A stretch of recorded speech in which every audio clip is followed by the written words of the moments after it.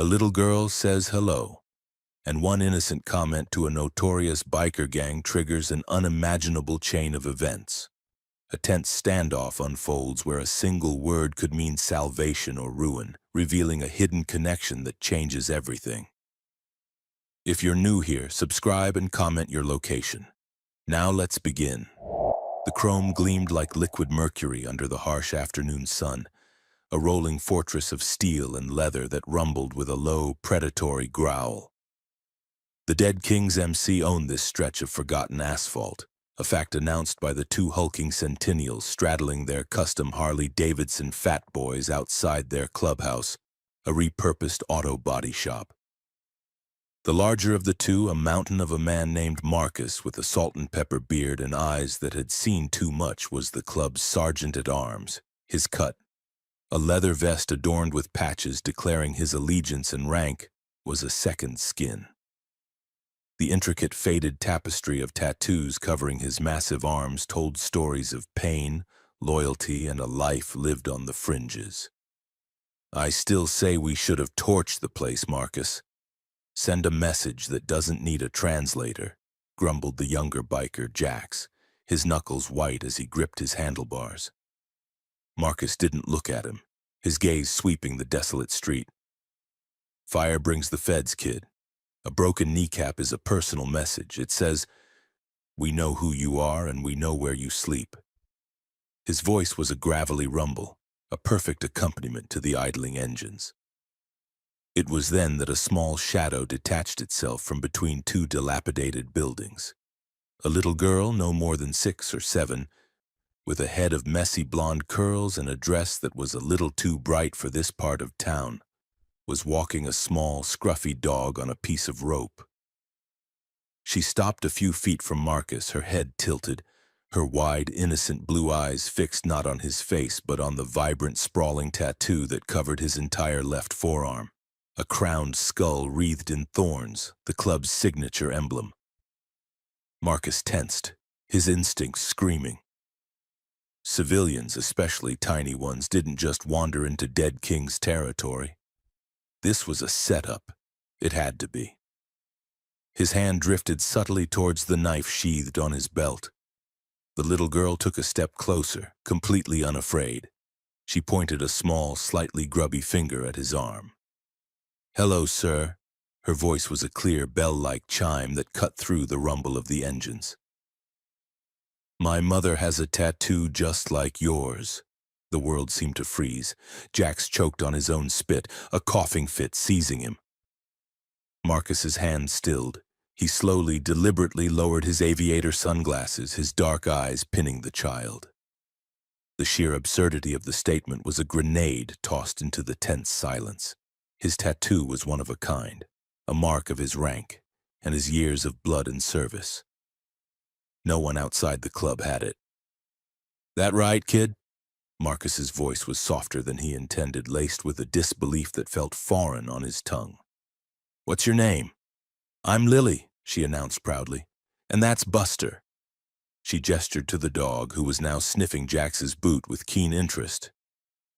"Lily, where's your mom?" Marcus asked, his gaze scanning the empty street again, expecting an ambush. A rival gang using a child as the world's most unpredictable distraction. "She's at work, at the flower shop, the Pretty Petal," Lily said, as if it were the most obvious thing in the world. "She has the same picture on her arm, the king with the pointy hat and the grumpy face. A king with a pointy hat, a crown, the crowned skull. A cold dread, entirely different from the usual threat of violence, began to uncoil in Marcus's gut. There was only one woman he had ever known who had a tattoo like his. A woman from a lifetime ago, a woman whose memory was a ghost that haunted the quietest hours of the night. Elena. "Jax," Marcus's voice was a low, urgent command. "Get President Stone. Now." The clubhouse door slammed open and the man who emerged was every bit as formidable as Marcus. But where Marcus was a mountain, David Stone Callahan was a cliff face, sharp, unyielding, and weathered by storms. His presence commanded the very air to still. "What's the situation?" Stone's voice was calm, but his eyes, the color of flint, missed nothing. Taking in the little girl, the dog, the unnerved posture of his most trusted enforcer. Before Marcus could speak, Lily repeated her declaration, this time to Stone. "Hello, mister. My mom has the same tattoo as him." She pointed again at Marcus's arm. Stone's eyebrows rose a fraction of an inch. He looked from Lily to Marcus, and in that shared glance, decades of history passed between them. A history that included a fiery, beautiful woman named Elena, who had once been Stone's old lady, the queen to his king, before she vanished into the night 7 years ago, leaving a void and a mountain of debt that had nearly shattered the club. Elena? Stone breathed the name, and it was laced with a potent mix of old anger, deeper betrayal, and a flicker of something that might have been longing. "The flower shop. The pretty petal," Marcus said, his voice tight. Stone's jaw clenched. He knelt down, his large frame making him almost eye level with Lily. The sight of the feared president of the dead king's MC on one knee was surreal. "Lily," he said, his voice carefully neutral. "How old are you?" "I'm 6, she said, holding up 6 fingers. 6. Stone did the math, his mind reeling. 7 years since Elena left. 6-year-old daughter. The timeline was a punch to the gut, raising a question so terrifying and profound it threatened the very foundations of his empire. He looked at the child's face. Really looked. Beneath the mess of blonde curls, he saw the same determined set of the jaw, the same intelligent spark in the blue eyes. His eyes. "We're going for a ride, Lily," Stone said, his decision made. "You're going to show us where your mom works." What followed was the most bizarre convoy the street had ever seen. Marcus and Stone on their roaring beasts of motorcycles, with Lily perched carefully in front of Stone, her small hands gripping the handlebars as he guided the bike with one arm around her, while Jax followed in the club's SUV, the scruffy buster sitting shotgun and panting happily. The pretty petal was an oasis of color in a city of gray, a small shop with window boxes overflowing with geraniums. The bell above the door chimed as Stone pushed it open, his large frame filling the doorway.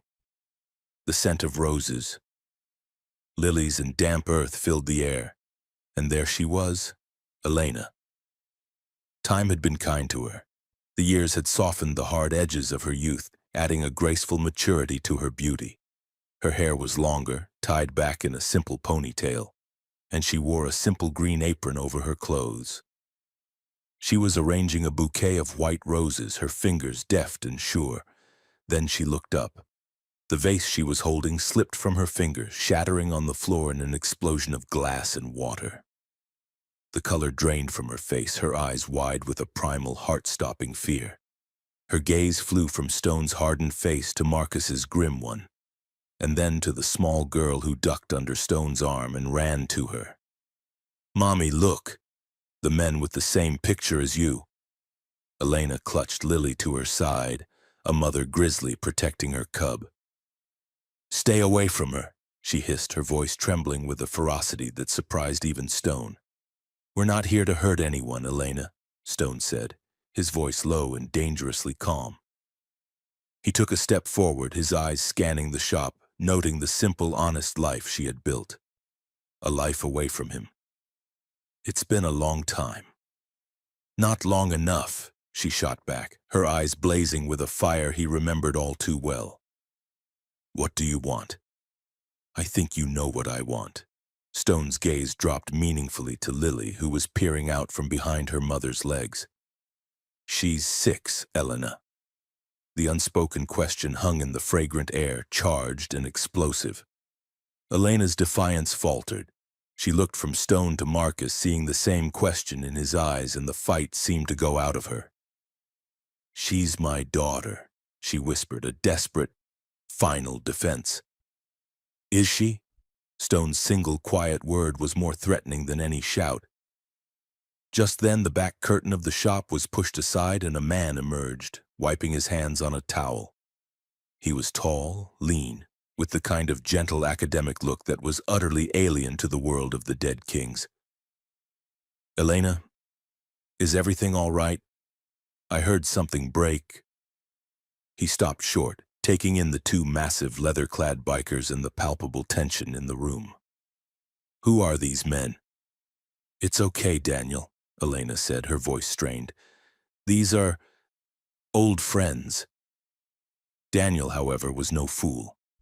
He saw the terror in Elena's eyes, the protective way the bikers were looking at Lily. He stepped forward, placing himself slightly between Elena and the two men. "I think you should leave," he said, his voice firm despite the nervous tremor in his hands. Marcus let out a short, humorless laugh. "You her keeper now, college boy." "This is my shop," Daniel retorted, his courage bolstered by his love for Elena. "And I'm asking you to leave." Stone ignored him, his focus entirely on Elena. "We're not leaving without answers. You disappeared. You took nothing. You left us to clean up the mess your brother made. And now I find out this." He gestured to Lily. "We're going to talk, now, at the clubhouse." "The clubhouse? No, absolutely not," Elena said, her voice rising in panic. "It's the most secure place in the city," Marcus stated flatly. "And this conversation requires privacy." Daniel moved to stand fully in front of Elena and Lily. "Over my dead body." In a movement too fast to follow, Marcus had closed the distance, his large hand clamping down on Daniel's shoulder. "That," he said, his voice a low growl inches from Daniel's ear, "can be arranged." "Stop it!" Elena cried out. All right, I'll come, I'll talk. But Daniel comes with me." "And you swear on your cut, David. You swear on the kings that no harm comes to him or to Lily." Stone held her gaze for a long, tense moment. He saw the mother's fear, the old lover's defiance, and the woman who knew exactly what oaths he held sacred. He gave a single sharp nod. "On my cut. The boy is safe, the child is safe, but we talk. The truth, Elena. All of it." The ride to the clubhouse was a silent, tense affair.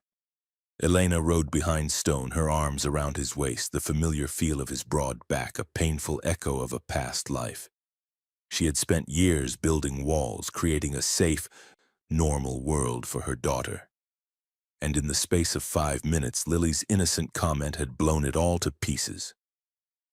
Back at the clubhouse, the other members of the Dead Kings, men with names like Bull, Doc, and Ghost, watched in stunned silence as their president, their enforcer, a terrified woman from their past, a scared florist, and a little girl who was chattering happily about the big motorcycles filed into the inner sanctum. Stone's office. The office was a reflection of the man, sparse, functional, dominated by a large oak desk and a wall of monitors showing security feeds from around the compound. Stone took his seat behind the desk, a king on his throne. Marcus stood by the door, a silent sentinel. Elena sat in a chair, pulling a confused Lily onto her lap. Daniel stood nervously behind her. "Start talking, Elena," Stone commanded, his voice echoing in the quiet room. "Why did you run?" Elena took a shaky breath, her fingers stroking Lily's hair. "My brother Alex was in debt to the serpents. A gambling debt he couldn't pay. They were going to kill him. He came to me begging for help. He knew I was with you. He thought I could get the money from the club." Stone's face was stone. "You could have come to me." "And what would you have done, David?" Elena's eyes flashed. "You would have gone to war with the serpents over a debt that wasn't yours. Good men would have died for my idiot brother. I couldn't have that on my conscience. So I took the club's emergency cash, the one you kept in the floor safe. I took it, and I gave it to Alex to pay off the serpents." A stunned silence filled the room. Marcus shifted his weight, the memory of that time clear in his mind. The missing money had caused a rift, accusations of theft flying between members. It had taken months to rebuild the trust. "I was going to pay it back," Elena continued, her voice breaking. I had a plan, but then I found out I was pregnant. Her eyes met Stone's and the truth was there, raw and undeniable. I was scared. I was so scared. Our world, the violence, the uncertainty, and I couldn't bring a baby into that. And I knew if I told you, you would never let me go. You would have locked me in this clubhouse and our child would have been born into this life.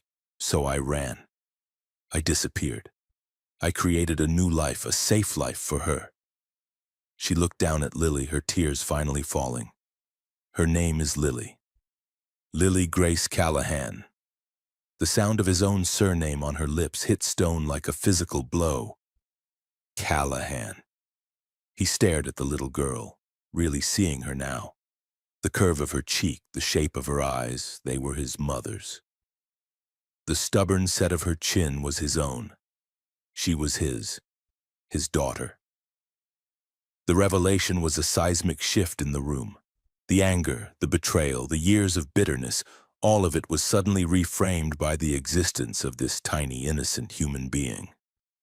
Daniel, who had been listening in horrified silence, finally spoke. "She never told me," he whispered, looking at Elena with a mixture of hurt and understanding. "She never told me any of this." "I wanted to protect you both," Elena said, her voice thick with tears. Just then, Lily, bored with the adult tension, squirmed off her mother's lap and walked over to Stone's desk. She looked at the grim, imposing man behind it. "Are you my daddy?" she asked, her voice small and curious. The question, so simple, so direct, shattered the last of Stone's defenses. The fearsome president of the Dead King's MC, a man who had stared down death without flinching, felt his throat tighten. He looked at this little girl, his daughter, who had walked into his life without a shred of fear and turned his entire world upside down. He slowly reached into his desk drawer and pulled out a small, polished riverstone, smooth and dark. It was a touchstone he'd kept for years. He held it out to her. "Yeah, kid," he said, his voice rough with an emotion he hadn't felt in decades. "I think I am." Lily took the stone, a beautiful, gap-toothed smile spreading across her face. Cool. But the moment of fragile connection was shattered by the blaring of an alarm from one of the security monitors. Marcus was at the screen in an instant. "Stone," he said, his voice grim. "We've got company, 2 cars full of serpents. They're at the gate." The old threat had arrived at the worst possible moment. The past and the present were about to collide in a storm of violence, and in the middle of it all was a little girl who had just found her father, and a secret that was no longer safe. Stone's eyes snapped from Lily's innocent face to the monitor, where the rival bikers were piling out of their cars, brandishing bats and chains. The protective fury that surged through him was unlike anything he had ever felt. It wasn't just about territory or pride anymore. It was about family. "Ghost Bull, lock it down!" Stone's voice was a whip crack, all sentimentality burned away by the immediate threat. "Marcus, you're with me. Elena, you and the girls stay in this room. Daniel, you make sure that door doesn't open." He tossed a key to Daniel. "It locks from the inside." Elena grabbed his arm, her fear for him now eclipsing her earlier fear of him. "David, please." He looked down at her hand on his leather cut, then met her eyes. For a fleeting second, the years fell away, and she saw the man she had fallen in love with, the man beneath the president. "I have a daughter to protect," he said simply, and the truth of it was a vow. Out in the compound, the air was thick with the smell of gasoline and aggression. The serpents, led by a wiry, cruel-faced man named Silas, were shouting taunts. "Where's our money, Stone? Or did your whore spend it all on flowers?" The insult to Elena was the final spark. Stone didn't even break stride. He walked right up to Silas, the sheer force of his presence causing the smaller man to take an involuntary step back. "The debt was paid," Stone said, his voice dangerously quiet. 7 years ago. "Interest, old man," Silas sneered. It's a bitch. He gestured with his tire iron. We're here to collect, or we take it out of your hide. From the office window, peeking through the blinds, Elena watched with her heart in her throat. Daniel held her shoulder, his face pale. Lily, sensing the fear, clutched the smooth stone her father had given her. What happened next was a brutal ballet of controlled violence. Marcus moved like a force of nature, disarming one serpent with a vicious twist of his wrist, the sound of snapping bone audible even over the shouts. He moved to protect Stone's flank, a mountain of unwavering loyalty. Stone himself fought with a cold, precise fury. He wasn't just defending his club, he was defending the family he had just discovered. Every punch, every block was for the little girl watching from the window. The fight was short, sharp, and decisive. The dead kings, fueled by the invasion of their home and their president's newfound rage, made quick work of the intruders. Soon Silas and his men were lying on the ground, groaning in pain, their cars disabled. Stone stood over Silas, breathing heavily. He planted a boot on the man's chest. "You listen to me, you snake," he growled. "The debt is dead. You come near my club, near my family again, and I will personally feed you your own teeth. Is that clear?" The raw, murderous intent in Stone's eyes was enough. Silas, defeated and broken, could only nod. As the serpents were dragged away and the gate was secured, a strange quiet fell over the compound. The immediate threat was over, but a new, more complex one had taken its place. The secret was out. Stone had a daughter. The dead kings had an heir. Later that night, after Daniel had been sent home with a firm warning and a promise of further discussion, after Lily had fallen asleep on a leather couch in the common room, wrapped in a cut-down t-shirt that served as a blanket, Stone and Elena finally faced each other in his office. The room was lit by a single desk lamp, casting long shadows. The adrenaline had faded, leaving behind a weary, emotional exhaustion. "She's mine, Elena," Stone said, not as an accusation, but as a statement of fact. "I know," Elena whispered, leaning against the doorframe. "I'm so sorry, David, for everything, for taking the money, for running, for keeping her from you." "Why now?" he asked, the question that had been burning in him all day. "Why, after all these years, did you come back to this city?" Elena hugged herself. "Daniel got the job offer at the university here. It was a chance for a better life. I thought enough time had passed, that the dead kings would have moved on, that we could just be ghosts." "A ghost with my tattoo on her arm," Stone said, a hint of wry amusement in his voice for the first time. He walked over to her, stopping just inches away. He could smell the faint scent of flowers that still clung to her.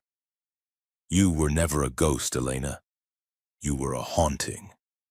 He reached out, his calloused fingers gently tracing the faded lines of the crowned skull tattoo on her forearm. A mirror image of his own. The touch was electric, a conduit for 7 years of anger, loss, and a love that had never truly died. "I did what I thought was best for her," Elena said, her eyes glistening with tears. "Your best almost cost me everything," he replied, his voice thick. "But it also gave me everything." He glanced through the open door at his sleeping daughter. "You're not leaving, Elena. Neither of you. This is where you belong. This is her legacy." "And what kind of legacy is that, David?" Elena asked, the old fear resurfacing. "Violence? Fear? I saw what happened today. That wasn't violence for profit, Elena. That was defense. That was protection." Marcus's voice came from the hallway. He stepped into the doorway, his face a mask of quiet conviction. "We're not saints. We never claimed to be, but we're a family. We protect our own. And she," he nodded towards Lily, "is one of our own now, more than any of us." Stone looked from his oldest friend to the woman he had never stopped loving, to the daughter he never knew he had. The empire he had built, The empire of chrome and leather, of fear and respect, had just gained a new, infinitely more valuable treasure. And he knew, with a certainty that settled deep in his bones, that he would burn the entire world to the ground to keep it safe. "This isn't the end of the conversation," Stone said, his hand moving from her tattoo to cup her cheek, his thumb wiping away a stray tear. "This is the beginning." Outside, the moon rose over the clubhouse, its silver light glinting off the rows of parked motorcycles. Inside, a little girl dreamed of riding on big rumbling bikes with her daddy, a smooth, dark stone clutched tightly in her hand. And the Dead King's MC, an empire built on strength and brotherhood, found its heart, its future, and its greatest weakness, all in one tiny, fearless package. The game had changed forever. The silence in the office was profound, broken only by the soft rhythmic sound of Lily's breathing from the common room. Stone's hand was still on Elena's cheek, a touch that was both a claim and a question. 7 years of silence, of a life built on a foundation of lies and good intentions, stretched between them, and the bridge back felt impossibly fragile. "The beginning of what, David?" Elena whispered, her voice cracking. She didn't pull away from his touch. After years of Daniel's gentle, careful hands, the rough familiarity of Stone's calloused fingers was a painful homecoming. "You can't just claim us. We have a life. I have a life. A life built on running," he countered, his voice low. The gravel in it softened by a fatigue that went deeper than the day's fight. "You think that florist shop is a fortress? You saw what happened today. The past doesn't care about your new life, Elena. It always collects." He dropped his hand, turning to look at his sleeping daughter. "My blood runs in her veins. That makes her a target. It makes her a Callahan. The only place she's truly safe is behind these walls with me." "Safe?" A bitter laugh escaped Elena's lips. "You call a den of outlaws a place that was just attacked by men with tire irons safe? David, be serious." "It's the most serious I've ever been," he said, his eyes locking with hers, and in their flinty depths, she saw the terrifying, absolute truth of it. For the Dead Kings, family was the ultimate currency, and he had just discovered he was richer than he'd ever imagined. "No one gets through that gate without my say-so. No one touches what's mine. That's not a promise from a man, Elena. That's a law of this empire." From the doorway, Marcus cleared his throat. "The boy's gone, shaken but in one piece. I had Jax follow him to make sure he got home." He leaned against the doorframe, his massive arms crossed. His gaze, however, was fixed on Lily. "She's a solid kid, didn't even cry during the commotion." "She's tougher than she looks," Elena said, a mother's pride momentarily overriding her fear. "She's a Callahan," Marcus stated, as if that explained everything. He looked at Stone. "The serpents won't let this stand. Silas has a big mouth and a bruised ego. Word's gonna spread." "Let it," Stone said, a cold, calculating glint in his eyes. The president was back, the strategist pushing the stunned father aside. "Let every club from here to the coast know that Lily Callahan is under the protection of the Dead Kings. They so much as look in her direction, and we will erase them from the map." He turned his gaze back to Elena. "That's the safety I'm offering. Not the illusion of a quiet street and a flower shop. The real thing. The kind that's paid for in blood and respect." Elena wrapped her arms around herself, feeling the walls of her carefully constructed world crumbling. He was right, and she hated him for it. The pretty petal was a beautiful cage with glass walls. This clubhouse, for all its danger, was a fortress. "And what about me, David? Am I just part of the package? A possession you're reclaiming?" Stone moved so quickly she gasped, closing the distance between them and caging her against the doorframe with his hands on either side of her head. The scent of leather, gun oil, and him filled her senses, a dizzying, potent cocktail of the past. You were never a possession, Elena. He breathed, his face inches from hers. The charged chemistry between them, dormant for years, ignited the air. It was a live wire humming with old passion and fresh anger. You were my goddamn queen. You walked away from your throne, but that doesn't change what was. It doesn't change what is. His eyes dropped to her lips, and for a heart-stopping moment, she thought he would kiss her, a conquering king reclaiming his land. Instead, he pushed off the doorframe, putting a shred of space between them. You'll stay here, both of you, tonight. Tomorrow we'll figure out the rest. He walked out of the office, leaving her trembling, her heart hammering against her ribs. Marcus gave her a long, unreadable look before following his president, pulling the door shut behind him. Alone, Elena slid down the wall to the floor, burying her face in her hands. The sobs came then, silent and wrenching. She had run to give her daughter a future, and in doing so, she had run right back into the past, dragging Lily with her.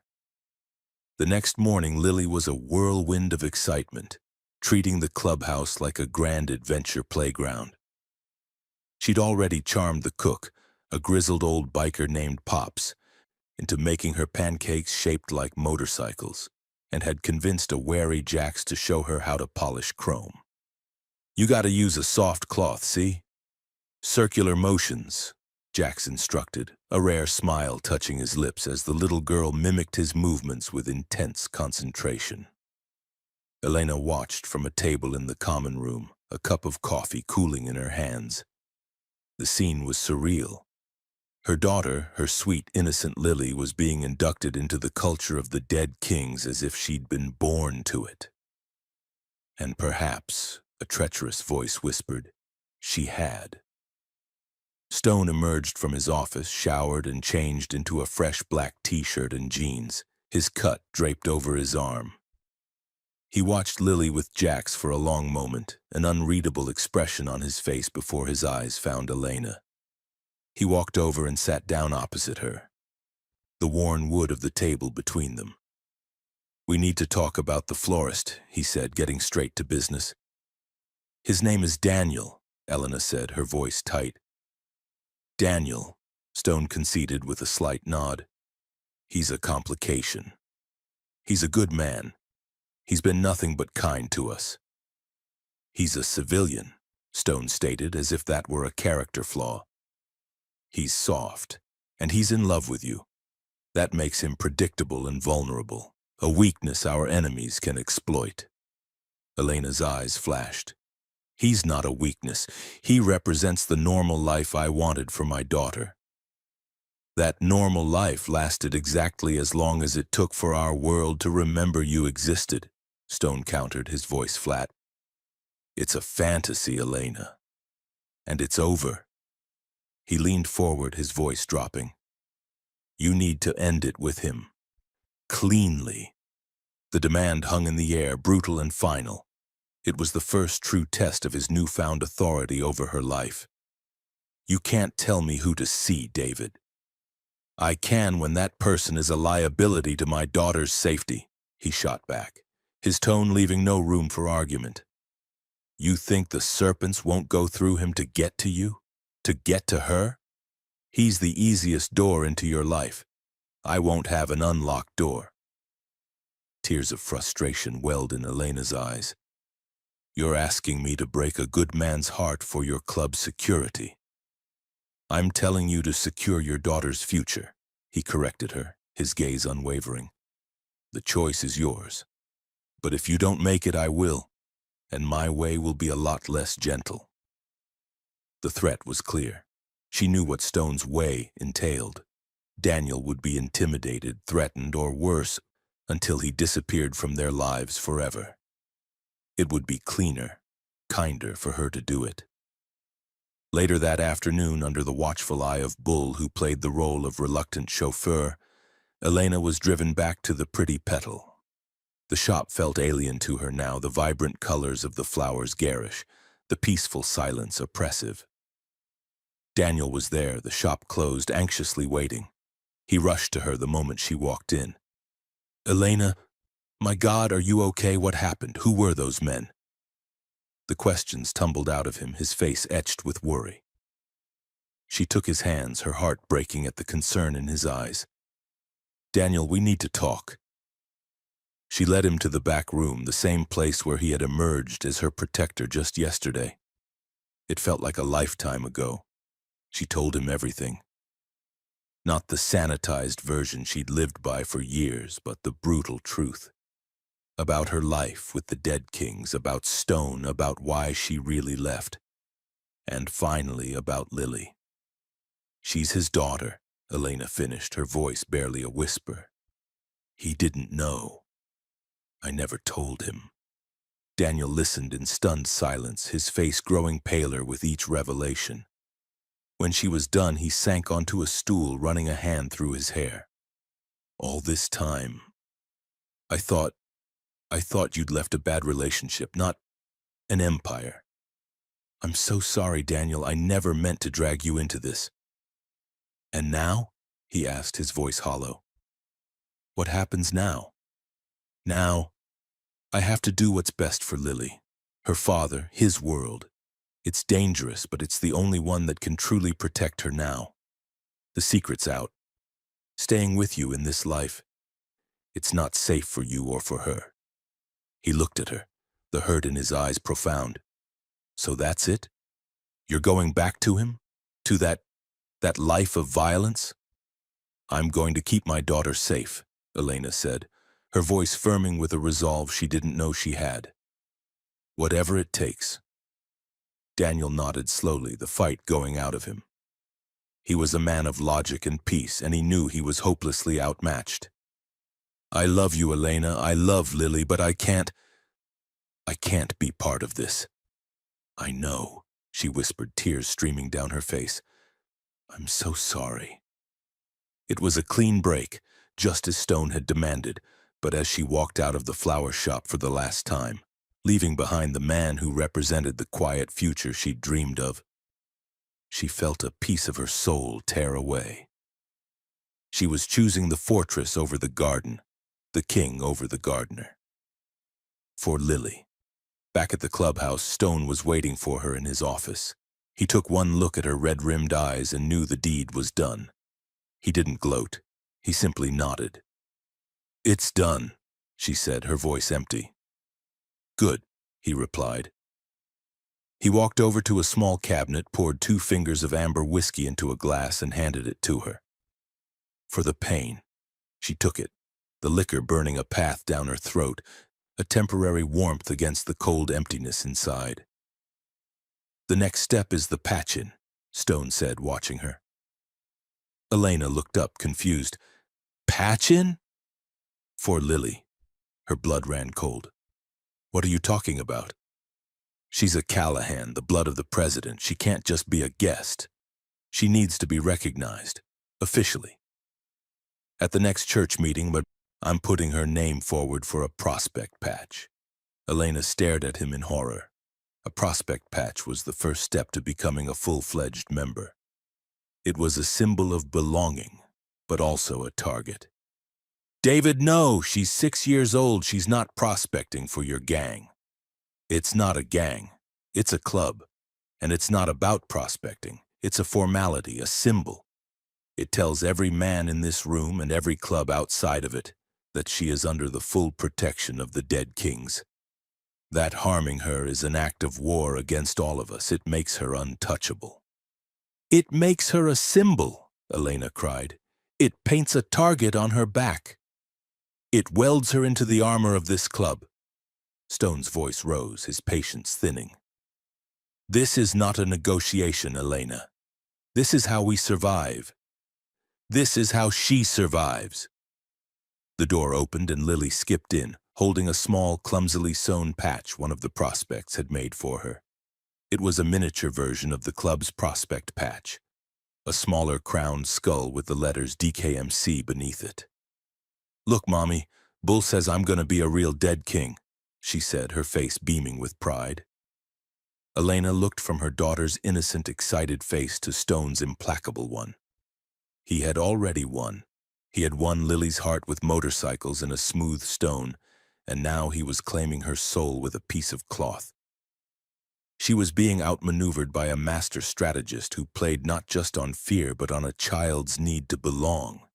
She saw the future unfolding before her, not as a quiet dream but as a dramatic, cinematic saga of loyalty, power, and blood. Her daughter would not have a first day of school. She would have a patch-in. She wouldn't have play dates. She would have the unwavering loyalty of a brotherhood of outlaws. Stone walked over to Lily and knelt down, taking the small patch from her. "That's right, kid. You're one of us now." He looked up at Elena over Lily's head, his eyes holding a challenge and a promise. "Welcome to the family." As he carefully pinned the miniature patch to the collar of Lily's jacket, Elena knew the die was cast. The little girl who had said "hello, sir" to a Hell's Angel was now irrevocably a dead king. And the empire built on chrome and brotherhood had just found its most precious and most vulnerable treasure. The real war, the one for Lily's soul and for the heart of the woman who had borne her, was just beginning.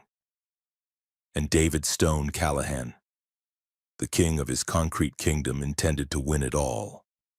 The sight of the small, clumsily stitched prospect patch on the collar of Lily's bright yellow jacket was a surreal anchor in the new reality. For Elena, it was a brand, a symbol of everything she had run from. For the men of the dead kings, it was a sacrament. For Lily, it was a shiny new badge of honor. The clubhouse, once a place of intimidating masculine energy, began to subtly reshape itself around its newest, smallest member. Pops, the grizzled cook, started keeping a stock of apple juice boxes next to the beer. Jax found himself tasked with teaching Lily how to change a tire. "Gotta know the basics, kid," he'd grumble, though he patiently guided her small hands. The common room usually shroomed in a haze of cigar smoke and talk of runs and rivalries, now occasionally echoed with the cheerful soundtrack of a cartoon movie on the old television. Elena watched it all from a distance, a ghost in the machine of the club. She moved through the rooms, cleaning, organizing, a desperate attempt to impose some semblance of the order she craved. She was trapped in a gilded cage, her jailer a man whose touch still sent shivers down her spine, whose protection felt indistinguishable from possession. Stone watched her too. He saw the tension in her shoulders, the sadness that clouded her eyes even when she smiled at Lily. He wasn't a man given to introspection, but her pain was a constant, low-grade irritant, like a rock in his boot. He had won. He had his daughter, and the woman he had never stopped considering his was back under his roof. Yet the victory felt hollow, incomplete. One evening, a week after the patch-in, he found her in the kitchen scrubbing a counter that was already clean, her movements frantic. "Elena," he said, his voice cutting through the silence. She jumped, dropping the sponge. "David, you startled me." He leaned against the doorframe, his presence filling the space. "You're wearing a path in the linoleum. What's wrong?" A humorless laugh escaped her. "What's wrong? Our daughter is being groomed to be an outlaw.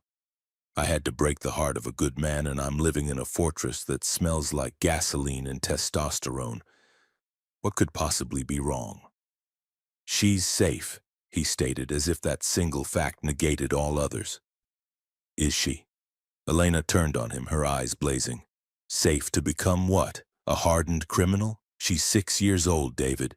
She should be worried about losing a baby tooth, not learning how to spot an undercover cop." "She's learning to survive," he fired back, his voice rising. "This world isn't a fairy tale, Elena. It's a jungle, and I'm giving her the sharpest teeth in it. I don't want her to have sharp teeth. I want her to have a childhood." Their shouting match was interrupted by a small, sleepy voice from the hallway. "Daddy? Mommy? Are you fighting?" They both froze. Lily stood there, clutching a worn teddy bear one of the prospects had won for her at a carnival, her small face pinched with worry. The miniature prospect patch on her pajama top seemed to mock them both. Stone was the first to move. He crossed the room in 3 long strides and scooped her into his arms. "No, baby girl, we're not fighting. We're just talking loud." Lily rested her head on his shoulder, trusting and small. "Okay, don't talk loud. It's scary." Over her head, Stone's eyes met Elena's. The message was clear. The war between them was hurting the very person they were both trying to protect. A fragile, unspoken truce settled over the house that night. But the outside world did not respect truces. The retaliation from the serpents came not with a roar, but with a whisper. A few days later, Marcus intercepted a package left at the gate. It wasn't a bomb or a threat. It was a doll, a cheap porcelain-faced doll with blonde curls dressed in a tiny hand-stitched replica of a dead king's cut. And its head had been neatly severed. The message was chillingly personal. They weren't just threatening the club, they were threatening the child. The atmosphere in the clubhouse turned to ice. The casual camaraderie vanished, replaced by a cold, focused rage. In church, the weekly meeting held in the sealed, soundproofed office, the air was thick enough to choke on. "They crossed a line," Jack snarled, slamming his fist on the table. "They don't get to come after a kid." "This is because of the patch-in," Bull grunted. "They see her as a symbol. They're trying to break us by breaking her." Stone sat at the head of the table, his face a mask of granite. He picked up the decapitated doll, his fingers tracing the tiny mocking stitches of the miniature cut. The fear he had felt when the serpents attacked the gate was nothing compared to the cold, murderous terror that gripped him now. This was a different kind of warfare. "This isn't Silas's play," Marcus said, his voice a low rumble. "He's a blunt instrument. This is clever, cruel. This has his older brother's stink on it." Kalen. Kalen Serpent was the club's true brains, a man known for his cunning and his sadistic flair. He was the real power, and he had just made the dead king's internal conflict his primary weapon. "We go to war. Full burn," Jack said, his eyes wild. "No," Stone said, the single word silencing the room. He placed the doll back on the table. "That's what he wants. He wants us enraged, reckless, storming his territory. He'll be waiting. He's using our love for my daughter as a weapon, so we'll use it as our armor." He laid out a plan that was as ruthless as it was brilliant. They wouldn't attack the Serpent's clubhouse. They would systematically dismantle their empire, their drug stashes, their protection rackets, their illegal chop shops. They would bleed them dry, quietly, methodically, turning their own associates with threats and bribes. It was a strategy of economic strangulation, a slow, suffocating siege. "And the girl?" Marcus asked, the unspoken question hanging in the air. "She doesn't leave this compound, neither does Elena," Stone commanded, his gaze sweeping the room, ensuring every man understood the order. "She is the heart of this club now. You protect her with your life. That is your first and only duty." The men nodded, their faces grim. The prospect patch on Lily's collar was no longer just a symbol. It was a sacred vow. The following weeks were a tense, shadowy war. The dead kings moved like ghosts, striking the Serpent's operations with surgical precision. There were no more public brawls, only whispered reports of lost revenue and vanished associates. The clubhouse became a command center, and Elena was a captive audience to it all, her fear for Lily a constant gnawing presence. It was during this time that the charged, unresolved history between her and Stone began to reassert itself, forced into the open by proximity and shared fear. Late one night, she found him alone in his office, staring at a map of the city, red X's marking the locations of their successful strikes. He looked exhausted, the weight of the crown heavy on his brow. "You can't keep this up forever, David," she said softly from the doorway. He didn't look up. "I can. I will." She stepped into the room, the door clicking shut behind her. "You're running yourself into the ground." "What choice do I have?" He finally turned, his eyes haunted. You were right. I brought this on her. My name, my life. It put a target on her back the day she was born. The only thing I can do now is make that target so dangerous to touch that no one will dare. Elena saw it then, the truth she had been blind to. His ruthlessness wasn't just about control, it was about atonement. The Empire wasn't just his prize, it was his penance. She walked over to him, stopping just before his chair. The air between them hummed with the memory of his touch against her cheek. "You're not in this alone," she whispered. He looked up at her, the mask of the president slipping to reveal the raw, vulnerable man beneath, the man she had fallen for all those years ago. "Aren't I?" In answer, she reached out and placed her hand over his on the desk. It was a simple gesture, but in the charged silence of the room it was a seismic shift. His hand turned, his fingers lacing through hers, calloused and strong. The contact was an electric jolt, a circuit completed after 7 long years. He stood, his body close to hers, the heat of him a tangible force. His free hand came up to cradle her jaw, his thumb stroking her cheek. Elena. Her name was a prayer, a curse, a question. This time he didn't pull away. He lowered his head and captured her lips in a kiss that was nothing like the gentle, careful kisses of Daniel. This was a claiming, a conflagration. It was 7 years of anger, of longing, of betrayal, and desperate, undeniable love, all poured into a single devastating connection. It was a battle and a surrender, all at once. Elena's hands came up, fisting in his t-shirt, not to push him away, but to anchor herself as the world tilted on its axis. It was not a solution, it was a complication, a temporary solace in a storm of their own making.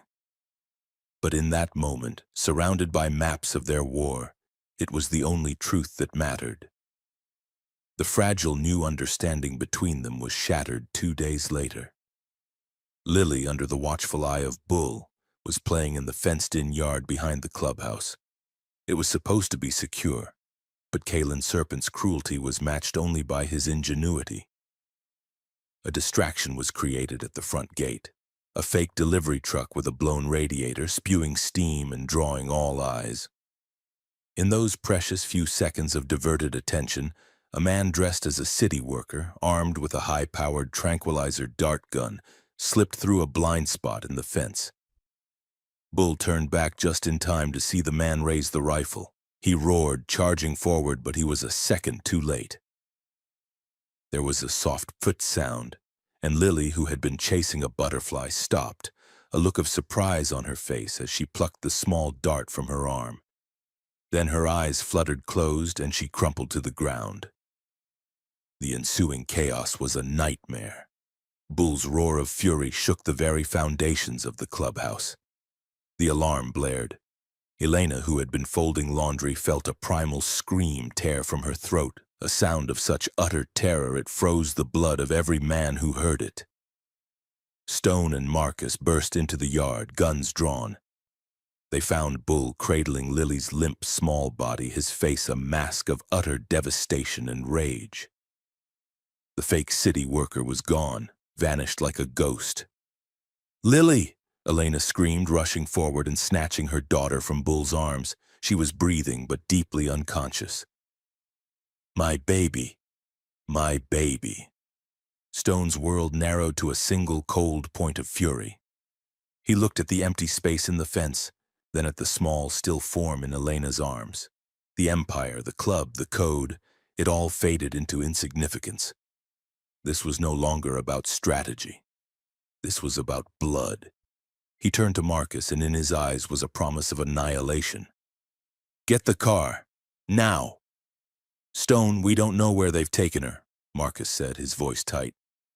"We're not going after her," Stone said, his voice deathly calm, more terrifying than any shout. "They didn't take her. They delivered a message. They could have taken her, but they didn't. This was a demonstration, to show us they can get to her anytime they want." He looked down at his daughter, at the peaceful, terrifying slackness of her face. "They've declared total war. and I'm going to give it to them. He knelt before Elena, who was sobbing, rocking their daughter. He pressed a fierce, desperate kiss to Lily's forehead, then to Elena's tear-streaked cheek. "Take her to the infirmary. Stay with her, Doc," he bellowed. As the club's medic rushed to attend to Lily, Stone stood. He looked at the gathered members of his club, his brothers. Their faces were hard, their eyes burning with a shared, murderous intent.